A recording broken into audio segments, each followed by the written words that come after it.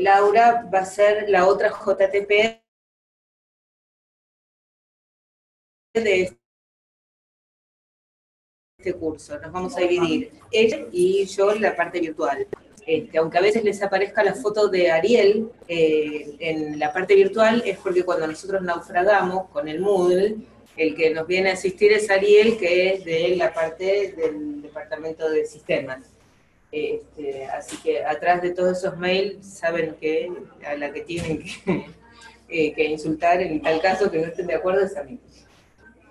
Bueno, los dejo con el doctor Lugaro también, que se va a dar las dos clases de hoy, ¿no? La segunda clase los pediatras tienen aparte. Eso me dijo Cristian, sí. Así que se tiene que mover. Bueno, son muchos pediatras. Pero van a ir llegando, porque son más. Bueno, dos clases. Son dos clases.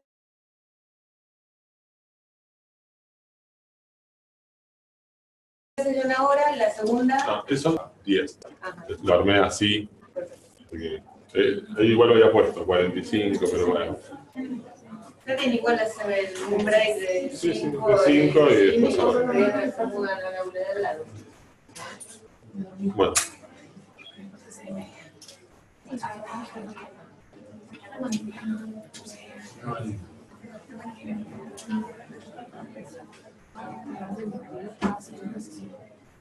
Bueno, ¿qué tal? Me voy a presentar. Mi nombre es Martín Lugaro.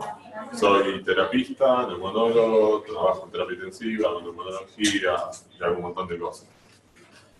Hoy, otra cosa, soy el director del Comité de Neumonología Crítica. Si les gustan las clases, es culpa mía. Y si no les gusta, es culpa del comité de docencia. Así que quede bien claro todo. Bien. Hoy vamos a hacer una clase de 40 minutos, más o menos, quizás menos, depende.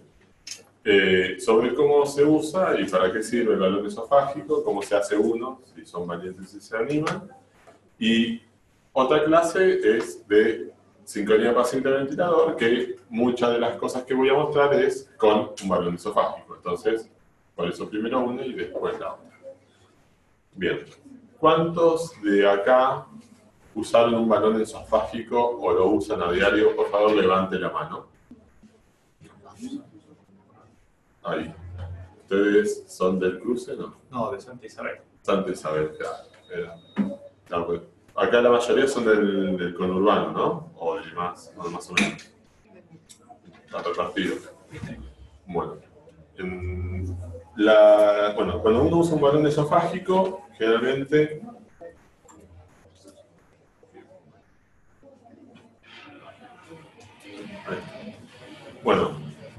lo utiliza como medición indirecta de la presión esofágica. La presión esofágica es una medida indirecta de la presión pleural. Entonces, en conclusión, nosotros ponemos un balón esofágico para medir la presión esofágica, que indirectamente nos va a decir qué presión pleural tenemos, y con eso generalmente sacamos la presión transpulmonar. Para redondear. Esto, la idea también, ¿por qué hacemos esto? Es para dividir el sistema. Agarramos y con esto vamos a saber qué presión tenemos en lo que es la caja torácica o la pared torácica, y qué parte de esa presión equivale a la del pulmón. Esto es mínimamente invasivo, digamos que no atravesamos ninguna barrera. De mínimamente depende, si a vos te consideras que te metes algo que entra por la nariz hasta la mitad del esófago, te lo inflamos, y eso es mínimamente invasivo, digamos que sí, es mínimamente invasivo. Y los cambios de la presión esofágica nos reflejan el esfuerzo del paciente o las presiones según lo que estemos haciendo. Y la idea es lo que yo les expliqué, o les dije recién, que es para guiar a través de la presión transpulmonar lo que sea sincronía, ventilación protectiva, etc. Lo que más nos interesa acá es esto, que sería la ecuación esta que se encuentra acá, que es la presión alveolar menos la presión pleural, que nosotros la reemplazamos por la presión esofágica, y con eso tenemos la presión transpulmonar. Y esto se hace con el balón, que generalmente va en el tercio medio del esófago. Después le voy a explicar la técnica que utilizamos para colocarlo, ¿sí? Y que como cualquiera con un poco de ingenio lo puede hacer en su terapia intensiva con los elementos rutinarios que cualquier terapia intensiva tiene, con las limitaciones que tendríamos en cada caso. Una forma de colocarlo es, se introduce el balón esofágico a través de la nariz al esófago, del esófago a la cavidad gástrica, se infla, se comprueba con presión a nivel gástrico y que el balón está colocado en esa zona, y después de eso, digamos, lo vamos retirando. Ahora les voy a mostrar unas curvas, cómo va cambiando eso, hasta que llegamos a los 40 centímetros, que generalmente para una persona de 1,70 m, 75 m, en los pediátricos será otra cosa, llegaríamos al tercio medio del esófago. Y entonces el tercio medio del esófago, al estar tan cerca de lo que es la pleura y estar compartiendo, digamos, la misma circunstancia casi, nosotros decimos que equivale uno al otro. Hay que tener ciertas consideraciones, digamos. Un paciente mío, me encanta ponerlo a los pacientes obesos porque después vamos a explicarlo por qué, pero lo que es, podemos mantener esas presiones más altas sin ser tan injuriante, y eso nos permite saberlo porque la pared torácica, que, digamos, hablando en criollo, se come mucho de la presión, la podemos discriminar y podemos utilizar presiones un poco más altas. Pero yo me acuerdo de un paciente obeso, justamente, que tiene una hernia de hiato terrible. Yo estuve 3 horas, 4 horas tratando de poner el balón, ya estaba psicótico, y entonces lo bajamos a hacer una tomografía, y ahí me di cuenta que tenía la hernia de hiato. Y entonces nunca, jamás iba a andar ese balón esofágico. ¿A qué me refiero esto? Que hay ponderables que uno tiene que considerar cuando va a colocar un balón esofágico. Por ejemplo, si el paciente tiene una hernia de hiato, no. Si tiene una calasia, tampoco. ¿Tiene varices esofágicas? Si no es contraindicación, porque el balón esofágico va a estar súper inflado dentro del esófago, no va a estar. Justamente no está esta presión. Ahora, si yo tengo varices esofágicas en un paciente cirrótico que entró por sangrado, etc., ¿poner un balón esofágico es la situación más coherente del mundo? No. No es lo más recomendable. Tendría que ser algo muy, muy, muy justificado, lo cual casi no existe. Entonces, sigamos. Esto, hay catéteres que tienen 2 balones, eso también me voy a decir, que tienen balón gástrico y diafragmático. Esto está bárbaro porque podemos medir las 2 cavidades y saber realmente que una se encuentra en la cavidad gástrica y otra en el esófago por las diferencias entre curvas y presiones que tenemos con cada uno. Pero eso no es la mayoría es con un balón solo. Lo que nosotros hacemos es, generalmente lo que tiene es flujos y presiones adosados a la presión esofágica. Entonces podemos ver el flujo, el volumen, la presión y la presión esofágica, todo en una misma pantalla, y eso nos permite a nosotros sacar mejores conclusiones. ¿Se podría hacer solo con la presión esofágica? Sí, pero digamos, tener todo el conjunto en una misma pantalla es más práctico. Y ahora vamos a poner. Nosotros entonces ingresamos el balón hasta el estómago, ahí uno puede inflar el balón, comprueba que está en ese lugar, desinfla parcialmente, ahora vamos a hablar de los volúmenes, y vamos ingresando dentro del esófago, y vamos a ver que lo que es primero positivo, después viendo los esfuerzos del paciente, se va transformando en negativo. Hay distintas maniobras, más allá de solamente la radiografía de tórax y ver que está en el tercio medio, que nos comprueban que el balón está colocado fehacientemente donde tiene que estar. Y por ejemplo, es el test de oclusión dinámico. ¿Saben lo que es esto? Bien, pero ¿qué es? Si yo tengo un paciente en tubo en T, le estoy midiendo la presión y le ocluyo el tubo en T. Cuando el paciente haga un esfuerzo, ese esfuerzo, ¿cómo va a generar la curva de presión? ¿Cómo va a ser? Cuando un esfuerzo inspiratorio. Yo tengo ocluido la negativa, hace una deflexión negativa, exactamente. Esa deflexión negativa tiene que ser similar a la deflexión negativa de la presión esofágica. ¿Por qué? Porque yo tengo cerrado el circuito, yo lo estoy ocluyendo, no hay flujo de aire. Entonces la deflexión negativa tiene que ser 0,8 a 1,2 en lo que es las diferencias, los deltas. La correlación es esa, entre la presión esofágica y la presión de la vía aérea. Eso es fácil, digamos, si yo estoy midiendo esto, hago oclusión, el paciente hace esfuerzos, vemos la deflexión negativa, y yo agarro y congelo la imagen, mido y me fijo más o menos que las presiones coincidan las deflexiones negativas. Si yo tengo esa coincidencia, vamos a poner, nosotros nos gusta torturar a la gente, somos terapistas, pero esto es algo que se hace rápido, ¿está bien?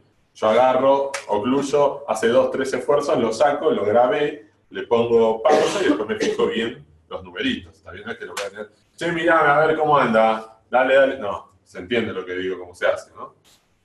Y esto no es algo que se pueda hacer en cualquier paciente, porque si yo tengo un obeso con un distrés severo, no le voy a ocluir, lo voy a dejar ventilando espontáneo ocluyéndole la válvula para ver qué le pasa, lo puedo matar. Pero bueno, en un paciente que estamos destetando, que es un EPOC, es una maniobra relativamente rápida que no tendría que afectar mucho al paciente. ¿Hasta ahí vamos? ¿Se entiende lo que vengo diciendo o a los japoneses? Voy a empezar a señalar así como loco para que me contesten, ¿está bien? Porque lo necesito. Bien. Otra de las cosas es, como vemos, en un paciente que se le generan compresiones extrínsecas torácicas, se va a ver que esa compresión va a generar una curva que va a estar acompañada también en la presión esofágica y en la presión de la vía aérea. Pero, más allá de la oclusión, uno ¿cómo lo hace generalmente? Uno usa, esto es un gráfico de cómo avanzando en los distintos momentos donde el balón está, va generando distintas curvas. Tenemos un paciente que se le está poniendo el balón, tenemos el balón gástrico acá, que nos va, esto, digamos, nosotros no lo tenemos, pero nos sirve para guiarnos, el flujo y la presión. Entonces yo tengo, acá tenemos los dos en el estómago. Lo que vamos a tener es que, si yo hago presión, me voy a dar cuenta que la presión, digamos, que está el balón, pero cuando el paciente ingresa aire, generalmente hay una deflexión positiva a nivel gástrico. Entonces, yo sé que si yo aprieto y tengo un aumento de la presión porque estoy apretando la parte gástrica y a su vez eso está acompañado por una deflexión positiva en la respiración, y encima yo lo progresé a 60 centímetros y digamos que tengo que estar en el estómago casi seguro. Entonces, ¿después qué hago? Hay que entender que el balón está inflado con 5 centímetros de agua.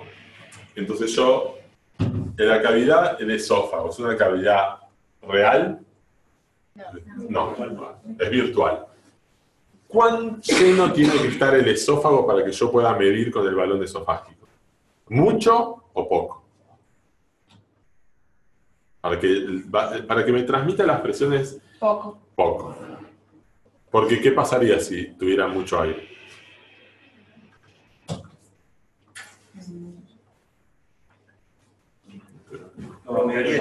Ese estímulo causaría... No, Claro. estaría midiendo la misma presión que yo estoy poniendo. Claro, porque... Porque yo estoy estirando el esófago, yo le estoy provocando que el esófago esté comprimiendo mi balón. Si yo le pongo 5 centímetros de agua, yo no voy a estar midiendo la compresión que hace el esófago cuando se genera la contracción diafragmática y entonces siento cómo el paciente está haciendo esfuerzo con el balón esofágico. Porque si yo adentro tengo un balón que está generando tensión sobre el esófago, yo lo que voy a tener es la presión que yo coloco dentro del balón esofágico. ¿Se entiende lo que estoy diciendo? Sí, ¿no? Tan loco no está. Entonces, Esto es importante, ¿por qué? Porque yo tengo que inflar el balón lo suficiente para que me transmita la presión que se genera en la cavidad virtual, y no más. ¿Eso cuánto es? Es 1, 0,75, 1,5, pero es raro tanto, entre 0,75 a 1 centímetro cúbico de aire. Lo suficiente para que el balón pueda transmitirme esa presión, porque el balón va a copiar la forma del esófago, y entonces el esófago después va a transmitir sobre esa forma. ¿Se entiende lo que vengo diciendo? Sí. Va. Entonces, una vez que yo inflé el balón, estamos en el estómago, pero a medida que yo empiezo a subir por el esófago, vemos que la curva va cambiando. ¿Está bien? Y entonces vemos que la deflexión positiva se va a hacer negativa, secundaria al esfuerzo del paciente. Acá estamos, el paciente está ventilando el asistido controlado, ¿está bien? Porque si no, eso sería imposible. Entonces el paciente empieza a hacer esfuerzo y nosotros vamos desinflando el balón a medida que vamos llegando a la posición deseada. Cuando llegamos a ese punto, generalmente tiene 1 centímetro de agua dentro del balón. Lo que hago yo personalmente es insuflo con 5, desinsuflo 3 y después generalmente 1 más, cuando yo ya creo que estoy en posición.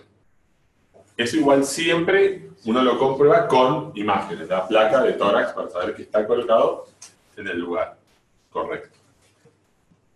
Y eso generalmente va a estar acompañado de este tipo de gráficas, digamos. Uno va a ver que el paciente... lo ideal sería que el paciente esté en una modalidad asistida, para uno poder ver bien la deflexión negativa y estar seguro. Y si puede hacer el test de oclusión, ideal. Aunque sea rápido, 1 o 2 respiraciones, para que uno está en el lugar correcto. Hasta acá estamos, más o menos. ¿Ustedes qué usan? Más o menos, ¿qué técnica usan? ¿Esta técnica? ¿Otra distinta? Entonces, esta, ¿es? Sí. Perdón, lo que me que yo, no sé, me imagino que esto se puede usar en estrés severo, esos pacientes Sí. que están controlados, sedados, muchas veces bloqueados, no sé, entonces la colocación ahí es más a ciega o uno vería en realidad una deflexión positiva. Cuando el paciente... Eso es, igual después lo vamos a ver en la sincronía, no sé si vos sos pediatra o no, pues no importa. Bueno, listo, después en la clase siguiente, que es la sincronía, yo ahí voy a mostrar las curvas, pero eso es así, cuando no hay ningún esfuerzo, la deflexión va a ser positiva en la entrada de aire. Y ahí cuando uno, digamos, ¿qué herramienta usa para colocar eso? Y La placa de tórax, la distancia, pero yo voy a poner esto. No es que uno no lo ponga, pero muchas veces el paciente no... Las veces que uno pone el balón y el paciente está relajado, no es la mayoría de las veces, digamos. Pero sí, si el paciente no se lo puede poner en una manera asistida mientras, y uno se guiará en función de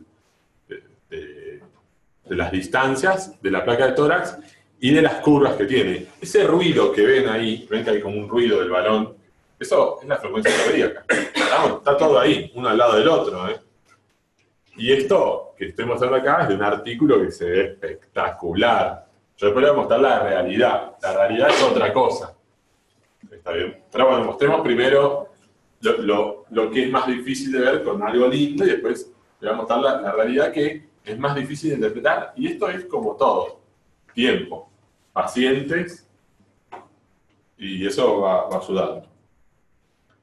Esto es más o menos para ver todo lo que, digamos, en una unidad, todas las cosas que vamos a tener en cuenta, ¿no? La presión alveolar, la presión de la vía aérea, la presión transpulmonar, la presión y las cuentas que vamos a hacer. Pero eso ustedes lo pueden leer. Esto en modelos experimentales en perros, lo que se vio es, esto no se hace en seres humanos, se coloca un catéter en la pleura y se pone el balón esofágico y se vio, esa es la correlación que tiene aproximadamente entre la presión pleural y la presión esofágica. No es perfecta. No es perfecta. Es discutible. Es discutible. Es una herramienta más que se puede utilizar y que nos puede dar más información. Después podemos discutir cómo tomamos esa información. ¿Está bien? Pero bueno, ¿para qué la vamos a utilizar? ¿No? Uno, para el destete. ¿Qué ven? O sea, ¿por qué se imaginan que le pueden utilizar para el destete la presión esofágica? Para el esfuerzo. O sea, el curso anterior con este no es muy original, me dijeron la misma palabra. A ver, vamos a pensar un poco. Para el esfuerzo, ¿qué es lo que veríamos nosotros? Ponemos un paciente tubo en T, en este trabajo. Pusieron un paciente tubo en T y lo miran al principio, y lo miran al final. Supongamos que mantiene BT y más o menos frecuencia. ¿Qué es lo que vamos a ver que nos puede servir para saber si el paciente le va a ir bien o no? Estamos viendo la presión esofágica, es ver cuánto aumentó el esfuerzo que tuvo que hacer, a pesar de que quizás mantenía frecuencia y... Sí, digamos, si en el tiempo la presión esofágica fue más negativa, digamos, es que tuvo que hacer mayor esfuerzo para mantener misma BT o una frecuencia aceptable. ¿Esto qué quiere decir? Que los pacientes que requirieron mayor esfuerzo, luego al final de la prueba tubo en T, fallaron con más facilidad. Y es lo que se ve acá. Tenemos al inicio de la prueba y al inicio de la prueba, este grupo que falló, ven que la curva fue mucho más pronunciada, el esfuerzo que tuvo que hacer fue mucho mayor en comparación con el grupo que al final de la prueba tubo en T tenía un menor esfuerzo. Esto siempre está acompañado de otras cosas. No hay que ser hipócrita, digamos. Esto seguramente está acompañado también por una caída del BT, un aumento de la frecuencia, ¿está bien? Pero no está mal ver otras cosas, digamos, entender de dónde viene. Porque esto, hay veces que uno actúa como un robot. ¿A qué me refiero? Agarra y está mirando, el Tobin cayó, no cayó, esto mejoró, no mejoró, pero esto lo que nos sirve a nosotros es para saber por qué pasan las cosas que pasan y cómo pasan.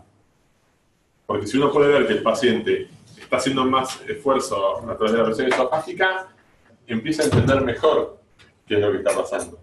¿Se entiende lo que ando diciendo? Pero esta estrategia sería superior a una estrategia clínica, por decirlo así, de ver frecuencia respiratoria, mecánica. Es una cosa más que vos vas a sumar. Seguramente va a estar acompañado con una alteración del índice FRBT. Pero sumás otra cosa más. Digamos, si vos tenías duda, esto te suma para saber para dónde disparar. Quizás no tanto en un paciente simple, pero en un EPOC que lo estás destetando y que venís haciendo trabajos, no sé, una vez por un paciente que está traqueostomizado, lo estás haciendo tubo en T, y vos querés saber cómo va, más allá del P01, de la PIMA, la PEMA, toda la semana le pones un balón esofágico, lo medís, y decís, che, mirá, la prueba tubo en T que hacía de 2 horas, mejoró un montón, también el esfuerzo, tiene más fuerza, no solamente tiene mejor PIMA, la PEMA, y ahora no se cansa tanto, porque la contracción del esfuerzo que hace con la presión esofágica es menor. Y también te sirve, es otro dato. ¿Se entiende? Digamos, es como uno lo toma. Me parece que tiene usos como uno le pueda dar en un centro de rehabilitación, en un destete dificultoso, en un paciente de POC, en un paciente que uno tiene dudas, en un neurológico, por ejemplo, en un paciente con un raquimedular, para saber si realmente está haciendo no esfuerzos y qué nivel de esfuerzo está haciendo. Por ejemplo, uno lo trabaja con un soporte bajo y le pone esto y dice, che, no, mirá, ahí está trabajando, más, menos. ¿Se entiende lo que vengo diciendo? Bien. Para la sincronía paciente-ventilador, si el paciente hace esfuerzos y está con gatillado inefectivo, retraso de gatillado, por ejemplo, después esto lo vemos más adelante. Y acá podemos ver, es lo que decíamos recién, cuando la respiración es pasiva, que le hace el respirador, la deflexión va a ser positiva. Pero cuando el paciente haga el esfuerzo, vamos a ver la deflexión negativa que va a acompañar al ciclado al inicio y ciclado de pacientes. ¿Está claro? acá lo que vemos, otra vez, este es el del FlugMed, que es el que, digamos, en Argentina es el más conocido. No sé de qué tienen ustedes, pero en general, este es el que abunda. Hay otros sistemas que la gente seguramente de Santiago, que Besker, etcétera, etcétera, que junta muchas variables de varios sistemas en un solo soft, y con eso se miden varias cosas. Pero digamos, esto es lo más común. Digamos, por ejemplo, gatillo inefectivo. ¿Ven? El paciente hace un esfuerzo que no está acompañado, y acá, digamos, ¿se nota? Ven que no llega a gatillar. Acá sí, este esfuerzo gatilla aún, pero este esfuerzo no gatilla. ¿Entienden? Y después, otra de las cosas por las que uno las podría utilizar es en el distrés como guía. ¿Por qué nos sirve como guía en el distrés?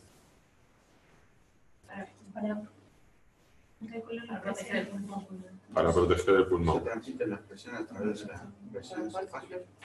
Te permite reclutar más dependiendo de la presión. Digamos, al poder individualizar lo que es la presión transpulmonar y poder separar la compliance esa, lo que es el pulmón de lo que es el tórax. Eso es lo que hacemos nosotros siempre con el balón esofágico. Ese es el objetivo. Lo que nosotros queremos evitar es la sobredistensión pulmonar y atelectasia o colapso alveolar. Entonces, vamos a poner en contexto. Otra vez, voy a tirarme en contra, porque lo lindo es decir que esto no sirve también. Yo estoy, otra vez, midiendo la presión esofágica e infiriendo la presión pleural para sacar la presión transpulmonar general, para saber si voy a sobredistender en general o colapsar en general. Esa es la información que yo voy a tener. ¿Eso qué quiere decir? Que si yo tengo una presión transpulmonar al final de la inspiración hasta 25, no voy a sobredistender. En general, va a haber alveolos que van a estar colapsados y alveolos que van a estar distendidos. La general va a decir, no están, la mayoría, o no está, en promedio, no está sobredistendido el pulmón. Y eso que me va a permitir tener una presión meseta de 40, que no me preocupe porque el tipo pesa 200 kilos y está todo en la pared. Es la coherencia, pero que me lo diga el balón me ayuda a mí a decir, no estoy haciendo mala praxis, o por lo menos estoy creyendo que no estoy haciendo mucha mala praxis. Y después al final de la expiración, tener valores menores, no tener valores menores a 0. Otros dicen 2, otros dicen 5, pongámosle 0. No quiero complicárselo porque hay discusión si qué cuenta hacer, pero digamos que no es a 0, porque si hay 0 al final de la expiración, el promedio de los alveolos estaría colapsado. Y lo que se sabe hasta ahora, que seguramente algo nuevo está por aparecer, por lo que tengo entendido, por lo que estoy viendo, es que, digamos, uno lo que quiere es mantener el pulmón abierto, porque eso generaría menor BI. Y el colapso y apertura alveolar es lo que nos generaría más BI, y por eso tenemos la peak compliance hasta ahora. Y cuando digo hasta ahora es porque puede cambiar en poco tiempo. Y entonces, pero baja la mortalidad todo esto que me estás diciendo de la presión transpulmonar más de 25, menos de 0, todo. La realidad es que en el trabajo del New English Journal, 2008, ¿verdad? ¿Sí? Mejoró el PAF con el balón. La compliance del sistema estuvo mejor. La PO2 estuvo mejor. La PRIP usada fue mayor. Los volúmenes Tidal fueron diferentes en los grupos que se seteó estamos hablando seteo con balón versus sin seteo con balón. La PIP total fue mayor en el grupo esofágico. Bueno, la presión al final de la expiración y la presión al final de la inspiración también, la presión pulmonar fue diferente, significativamente. ¿Todo esto cambió la mortalidad? No. O sea, ¿qué queremos decir? Nos ayuda a tener mejores valores nos ayuda a setear quizás valores más óptimos que nos dan tranquilidad a nosotros.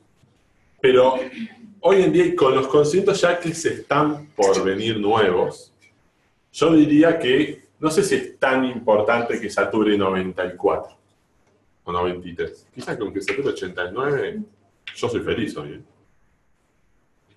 Y menos también.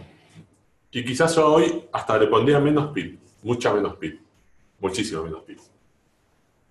Quizás hasta usaría la tabla de las networks. Ya me estoy... Porque las cosas van a cambiar, créanme. Entonces, volviendo a la New English Journal.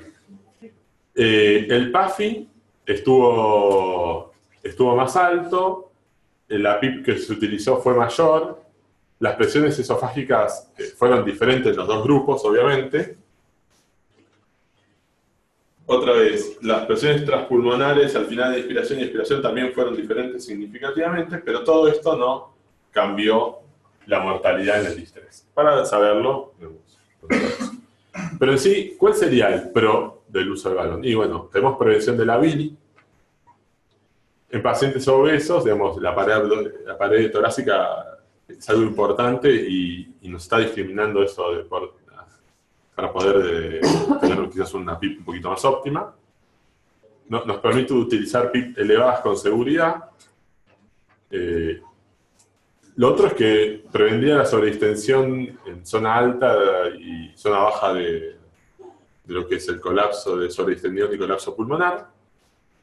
Y nos generaría una mejor compliance a nivel de distrés. Por otro lado, digamos, fuera del distrés, otra ventaja es que en un paciente EPOC nos permitiría destetarlo con más facilidad porque podríamos medir qué PIP tiene intrínseca de forma dinámica, que eso no lo podemos hacer de otra manera prácticamente, y entonces ponerle una PIP, por ejemplo, mientras está con BNI, se puede poner el balón esofágico, le ponemos la BNI y le vamos titulando PIP en función del balón y el esfuerzo que está haciendo el paciente, eso es bárbaro.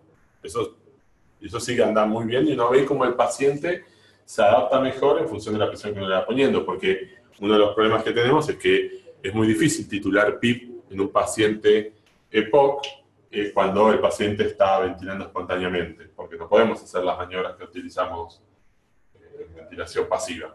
Entonces, ahí es algo que también me parece muy valorable en el paciente EPOC, el balón esofágico. Y las contras, es que, bueno, se requieren entrenamiento para la interpretación del balón. No es fácil interpretar las curvas, la colocación, que funcione correctamente. Cuando uno no está, la cantidad de aire que uno le coloca al balón no es la adecuada, puede sobreestimar o subestimar los valores de presión esofágica. La presión de PIP, digamos, la titulación de PIP en el distrés, aunque mejoramos todas las cosas que yo dije que se mejoren, todo hermoso, no cambia la mortalidad. Nosotros siempre miramos eso. Y otra vez, la presión esofágica no es equivalente a la presión pleural en zonas dependientes y no dependientes. Tenemos un promedio de la presión pleural. ¿Está bien? Y ahora vamos a hacer más o menos, hágalo usted mismo, a lo argentino. No hay nada como comprar un balón que está estandarizado y hecho perfectamente, ¿sí? No hay nada. Ahora bien, estamos en Argentina y uno se adapta a la necesidad, ¿sí? Nosotros a veces cuando no tenemos balones, armamos con un preservativo, una K108 y la gotita, armamos un balón esofágico. ¿Bien? Yo trabajo en el Hospital Güemes de Aedo de la provincia de Buenos Aires, Far West, entonces a veces no tenemos todos los elementos, los fabricamos. Entonces lo que hacemos es, se coloca el preservativo, se corta la puntita del preservativo, lo menos posible para que cubra todos los orificios de la K108. Más o menos tiene que tener unos 8 centímetros, ustedes en función del tamaño del preservativo sabrán cuánto es 8 centímetros. Y cubren los orificios de la K108, ¿está bien? Y después se ponen en cada puntita, generalmente es hasta ahí, un poquito más o menos, y se pone la puntita, un poquito de la gotita, lo mismo atrás. Yo lo que hago, lo que quiero decir es, la gotita cuando se seca es media rasposa, vamos a ponerle bien que pincha. Esto va a pasar por la nariz del paciente, puede generar ciertas lastimaduras. Es mejor no te agarres la nariz. Se puede hacer con un hilo, yo lo hago con lino también, y después le pongo un poquito de gotita para que no raspe, ¿está bien? Pero funciona bastante bien. Pero es una forma de armar algo que... Y ahí tenemos el balón armado y con la prueba neumática. Siempre prueba neumática para saber que está... No sé, ¿alguna vez alguien armó un balón esofágico? ¿No? Sí, los chicos... Esto es un clásico, un clásico. El que me dice que usa solamente balones comprados, no le voy a creer. Bueno, bueno, pero bien que pueden. Y en la prueba neumática se hace con mucho aire, entonces con mucho exageradamente alto. Y bueno, y acá es el sistema, digamos, acá es el balón esofágico que lo estamos utilizando en un paciente obeso con BNI, digamos. Y acá tenemos el FluMed, que digamos, acá, que es el aparato que sostenemos con el paciente BNI, y acá las curvas en la computadora con las que después vamos sacando. Se adapta el conector de las ramas de la KS8 que se pone en una, en otra se pone de ahí, digamos, esto es así. Acá, esto es un pitot. ¿Saben lo que es un pitot? Sí, la paramilovelocidad. Mis residentes llegaron tarde, eso le va a costar sangre. Sigo. Entonces, eso es un pitot, como lo que fuera de un avión o como el del respirador neumográfico o de otros. Entonces, ahí tenemos con esto nos sirve para qué? Para saber el flujo y presión de la vía aérea. ¿Está bien? Y después, el balón esofágico se conecta a esta zona. Eso va acá. Y acá, de acá sale a lo que va el balón, y eso nos mide la presión adentro del esófago, se conecta directo. El aparato mide todas las variables juntas, y eso nos permite después, esto tiene un USB y se conecta a la computadora. Y entonces ahí aparecen todas las gráficas de toda que es lo que yo mostré, las curvas rosa, verde y amarilla, son tomadas de la computadora esa. Hay otra forma, digamos, yo tengo amigos que son muy autodidactas y lo conectan a un Statam y ven la presión esofágica en el Statam del monitor. Y ponen pausa en el monitor y lo van sacando de ahí. Pero mis amigos son kinesiólogos, son muy hábiles y tienen mucho tiempo haciendo esto, desde antes que esté esto. Y entonces la tienen bastante clara en eso. Es una curva de aprendizaje también, para hacer todas estas cosas que digo, ¿no? Es mucho más difícil hacerlo con el Statam, porque tienes que hacer pausa, fijarte bien la curva. Pero se puede hacer también con el Statam. No vas a tener toda la información junta como uno tiene en este aparato maravilloso. Porque acá lo tenés todo junto. No recibo nada del FluMed. A lo que me refiero es que el aparato está bueno porque te pone toda la información en una sola pantalla y uno puede sacarle, le hace pausa y después ahora en la próxima clase lo vamos a ver. Uno pone pausa y puede poner la barra en un punto y sabe qué presión esofágica está haciendo, cuánto volumen empezó a mover, qué presión había en el nivel de la vía aérea, todo en una sola, y lo está midiendo todo en ese tiempo. Entonces está bueno eso. ¿Se entiende lo que vengo diciendo? Bueno, doy por concluido la primera, 7 minutos y arrancamos con la segunda clase, que esa sí va mucho más adrenalina, ¿sí? Bueno, tomen 5 o 7 minutos.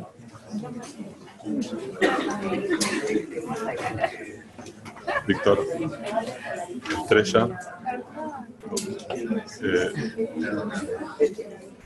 No importa, tengo otra clase más, voy a dar, acuérdense, la de ventilación en EPOC. Si llegan tarde a esa, los mato entonces, de verdad. Mira ahí. Está bien, no hay problema.